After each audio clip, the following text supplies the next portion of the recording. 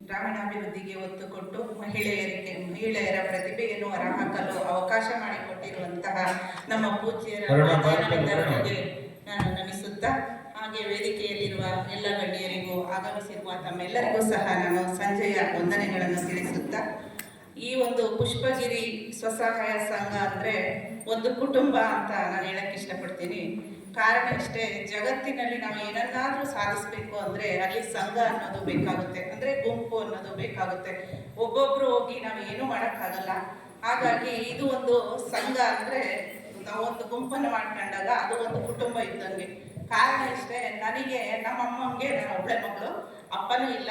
ಈಗ ನನಗೆ ಪೂಜ್ಯರ ಮಾತು ಕೇಳಿ ಅವ್ರು ನನ್ನ ಬಗ್ಗೆ ಹೇಳೋದು ನೋಡಿ ನನಗೆ ಅವ್ರನ್ನ ತಂದೆ ಸಿಕ್ಕಿದ ಸ್ಥಾನ ಅವ್ರು ಕೊಟ್ಟಿದ್ದಾರೆ. ಈಗ ಅದೇ ರೀತಿ ಅಣ್ಣಂದಿರ ಸ್ಥಾನವನ್ನು ಇಲ್ಲಿರುವಂತಹ ನಾಗಯ್ಯ ಸರ್ ಇರ್ಬೋದು, ಆಲಪಣ್ಣ ಇರ್ಬೋದು, ಚಂದನ್ ಕುಮಾರ್ ಇರ್ಬೋದು, ಅವರೆಲ್ಲ ಅಣ್ಣ ತಮ್ಮಂದಿರ ಸ್ಥಾನ ಕೊಟ್ಟಿದ್ದಾರೆ.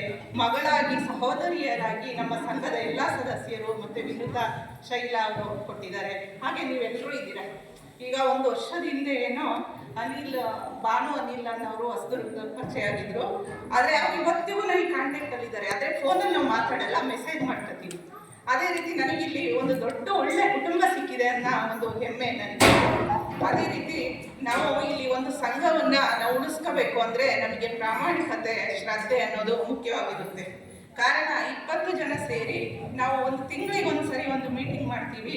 ಆಗ ಮೀಟಿಂಗ್ ಮಾಡುವಾಗ ನಾವು ಈಗ ಹೇಳಿದ ಎಲ್ಲ ವಿಷಯಗಳನ್ನ ಅಲ್ಲಿ ಚರ್ಚೆ ಮಾಡಬೇಕಾಗುತ್ತೆ. ಚರ್ಚೆ ಮಾಡಿ ನಮ್ಮ ಸಂಘವನ್ನು ಯಾವ ರೀತಿ ಮುಂದೆ ತಗೊಂಡೋಗ್ಬೇಕು, ನಾವು ಯಾವ ರೀತಿ ಮುಂದೆ ಬರಬೇಕು, ಇಲ್ಲಿರುವ ಉಪಯೋಗಗಳನ್ನ ನಾವು ಯಾವ ರೀತಿ ಉಪಯೋಗಿಸ್ಕೋಬೇಕು ಅನ್ನೋದನ್ನ ಎಲ್ಲರೂ ಸಹ ಸಂಘದಲ್ಲಿ ಹೋಗಿ ಚರ್ಚೆ ಮಾಡಬೇಕು.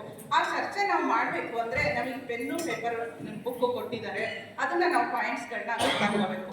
ನಾನು ಈಗ ಸ್ಟೇಜಲ್ಲಿ ಕೂತ್ಕೊಂಡು ಗೊತ್ತಾಕೊಂಡೆ, ನೀವೆಲ್ಲ ನೋಡ್ತಿದ್ದೆ ಅನಿಸುತ್ತೆ. ಆದರೆ ಕೆಲವರು ಬುಕ್ಕನ್ನೇ ಹೊರಗಡೆ ತೆಗ್ದಿಲ್ಲ.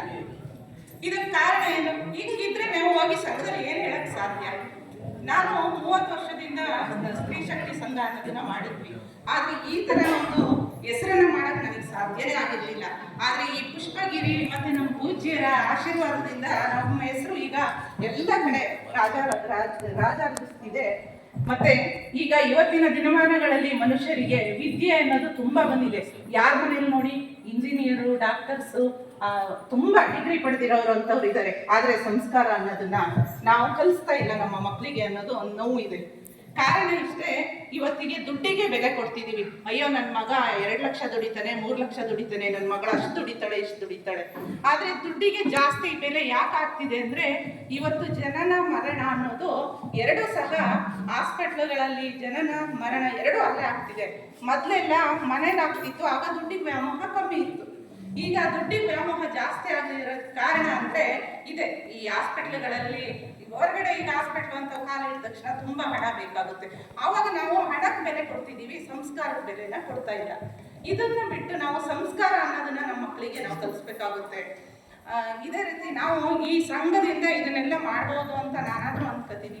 ಈಗ ಸರ್ ಹೇಳಿದ್ರು ನಾವು ಒಂದು ಊರನ್ನ ಸ್ವಚ್ಛಗೊಳಿಸೋಣ ಅಂತ. ನಾವು ನಮ್ಮ ಸಂಘದಿಂದ ನಾವು ವರ್ಷದಲ್ಲಿ 2 ಸಾರಿ ನಾವು ಸಂಘದವರೆಲ್ಲ ಸೇರಿ ಮಾಡ್ತೀವಿ. ಈಗ ದಿನಾಚರಣೆ ಬಂತು ಅಂದರೆ ನಮ್ಮ ಸ್ಕೂಲ್ಗಳು, ಅಂಗನವಾಡಿಗಳ ಹತ್ರ ಸುತ್ತಮುತ್ತ ಕ್ಲೀನ್ ಮಾಡಿಸ್ತೀವಿ, ಹೋಗ್ತೀವಿ, ಕ್ಲೀನ್ ಮಾಡ್ತೀವಿ.